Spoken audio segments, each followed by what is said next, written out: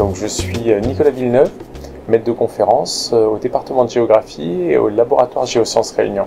C'est une bien longue question, ou plutôt une bien longue réponse. Mon parcours, moi je suis issu de l'Université de La Réunion, où j'ai fait toutes mes années d'études au Master 1, on appelait ça la maîtrise à l'époque. DEA à Paris, thèse à Paris mais envoyée par l'IPGP ici à l'Observatoire volcanologique du Piton de la Fournaise, recruté en tant que maître de conférence en 2002. Et depuis, je suis passé à l'IRD pendant 4 ans pour un projet et je suis passé à l'IPG pendant 4 ans pour diriger l'Observatoire volcanologique du Piton de la Fournaise.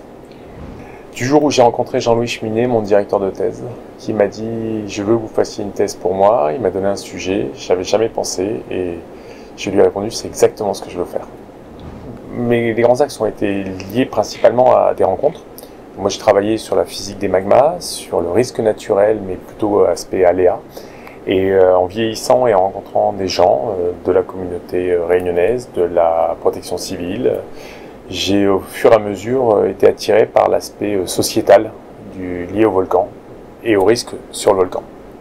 Alors mon AJR, contrairement à ma recherche initiale, parle plus de la perception que l'homme a du volcan.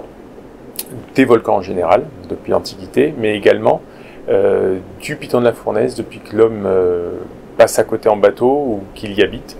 Et ce qu'on en a fait aujourd'hui, à savoir cet amour que les Réunionnais ont pour le volcan, cet amour va entraîner d'un côté l'attractivité énorme de l'intérieur de l'île, voire de l'extérieur de l'île, mais également certains problèmes liés au risque direct de la personne sur le volcan. Alors pourquoi ce sujet? Simplement parce qu'il est venu un moment où j'ai ressenti le besoin de me sentir utile et parce que je pense que ce sujet est important. Le Piton de la Fournaise, moi je l'aime particulièrement. Je l'aime en tant qu'objet physique, mais aussi en tant qu'objet d'attractivité, comme on disait tout à l'heure. Parce que aujourd'hui, il y a beaucoup de non-dits, il y a beaucoup aussi de disputes autour du Piton de la Fournaise, de son accessibilité. Et puis il y a beaucoup d'oubli.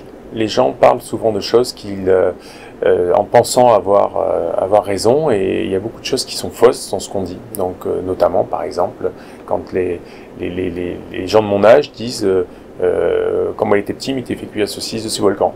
Et ben ça, typiquement, c'est vrai, mais c'était pas vrai tout le temps. Et les gens l'oublient. Avec le collègue Christian Germanaz, on va en faire un livre, le réécrire différemment pour qu'on puisse en faire un livre édité par l'université. Il y a encore beaucoup à faire, mais pas seul. Je compte beaucoup sur les collègues d'Infocom pour travailler sur ces sujets, notamment au travers des journaux. Comment est-ce que le journal relaie une information du scientifique et comment est-ce que le grand public le perçoit, ce message.